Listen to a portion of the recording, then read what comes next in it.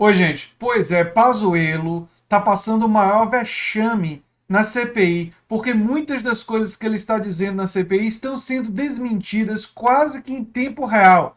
Por exemplo, o Tribunal de Contas da União desmentiu ele sobre a Pfizer, né? Em seu depoimento, Pazuello citou textualmente que o Tribunal de Contas da União, a Advocacia Geral da União e a CGU disseram que o contrato com a Pfizer não deve ser assinado, não há obsite jurídico, rebate o tribunal, citando uma única consulta sobre o tema, né? Sobre isso. É uma situação, é de um vexame, de falta de conhecimento técnico sobre o que ele está falando, uma coisa assim realmente histórica. Essa, esse depoimento do Pazuello na CPI do genocídio, né? Eu vou trazer mais detalhes aqui. O Dimas Covas disse que o Pazuello mentiu sobre o contrato da Coronavac, quer dizer, é um horror.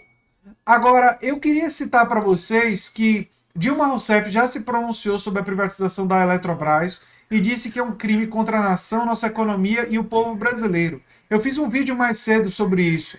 Disse Dilma: privatizar um setor significa entregá-lo à lógica do lucro, que busca retorno rápido, de curto prazo. A energia elétrica exige planejamento global, horizonte de longo prazo e garantia de abastecimento. Dilma está absolutamente correta e eu falei sobre isso num vídeo mais cedo que eu peço que vocês compartilhem.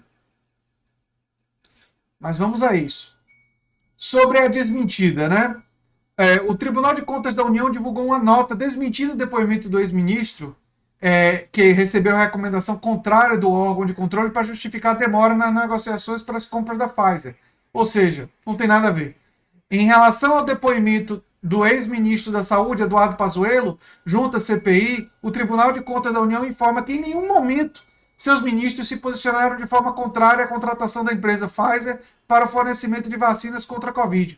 O tribunal também não desaconselhou imediata contratação em razão de eventuais cláusulas contratuais, ou seja, Pazuello mentiu. Para completar, Dimas Covas disse que ele mentiu sobre o contrato da Coronavac. Covas disse que o contrato do governo federal para a compra da Coronavac, produzida pelo Butantan, levou mais de 6 meses. Está com deficiência de memória. O Dória, inclusive, deu uma ironizada nele, né? Enquanto Eduardo Pazuello tentava blindar Jair Bolsonaro e os filhos do presidente na CPI do genocídio, o diretor do Instituto Butantan apontava mais uma mentira do ex-ministro, dessa vez sobre a compra da Coronavac, produzida no Centro de Pesquisas Brasileiro em parceria com o laboratório chinês Sinovac, né? Durante a CPI, ele afirmou que nunca o presidente me mandou desfazer qualquer contrato. Mas isso daí a gente já sabe que é uma mentira da grossa. Mas a coisa mais assustadora e mais grave é essa aqui. Eu vou comentar uma extensão um pouco maior, né? Que o Pazuello confirmou à CPI que Bolsonaro esteve em reunião que decidiu não intervir em Manaus. E aí ele resolveu deslocar a responsabilidade, né, a culpa pela tragédia em Manaus, para o secretário de Saúde e a White Martins pela falta de oxigênio na capital amazonense. Mas, Pazuello, vocês também não ajudaram, não. Né? A responsabilidade é de vocês também. O ex-ministro da Saúde, Eduardo Pazuello, admitiu que nessa quinta-feira que o presidente Jair Bolsonaro esteve na reunião interministerial que decidiu não intervir no governo federal no Amazonas, nem em meio à crise da falta de oxigênio. Essa decisão, não é, segundo ele, de intervir, não era minha. Foi levada ao Conselho de Ministros, o governador se apresentou, se justificou. Desculpa, quero retirar o termo. Não é Conselho de Ministros, é reunião de ministros, como presidente. O governador se explicou e foi decidido pela não intervenção. Então, se não foi você que decidiu, foi quem, Pazuello? Foi o Bolsonaro, né? Foi decidido não ajudar a situação calamitosa que estava acontecendo em Manaus? Entendi. E ele resolveu ainda culpar a Secretaria de Saúde do Amazonas e a empresa White Martins, que fornecia oxigênio para a capital amazonense. Ai, ai, ai, ai, ai, deslocando culpa, né? Tirando dele da reta. Na avaliação de Pazuello, a pasta responsável por gerir o enfrentamento da pandemia no estado não focou em oxigênio e ficou focada em outras coisas. E vocês, por que não focaram na questão do oxigênio? Hein? Seria uma pergunta assim meio que relevante nesse momento, né? E qual é o balanço que eu faço da CPI até agora? Bem, se não tinha ficado claro antes, o recurso à mentira não é um procedimento exclusivo do Jair Bolsonaro, nem só dos filhos dele. Né?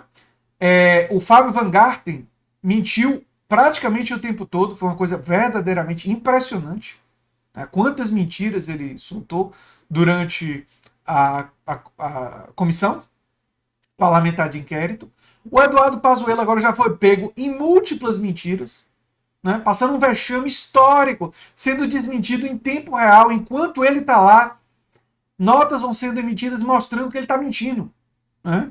Freixo, inclusive, já disse que ele deveria ter voz de prisão pela quantidade de mentiras que ele proferiu durante a CPI. É uma coisa realmente, gente, muito, muito, muito grave. Eu ainda tenho muitas dúvidas se a CPI vai encaminhar punições severas. Eu tenho muitas dúvidas.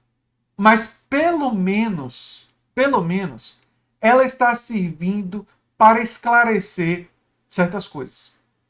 Pelo menos ela está servindo para demonstrar o rio de mentiras que esse governo profere em seguida, seguidamente, o tempo todo. Né?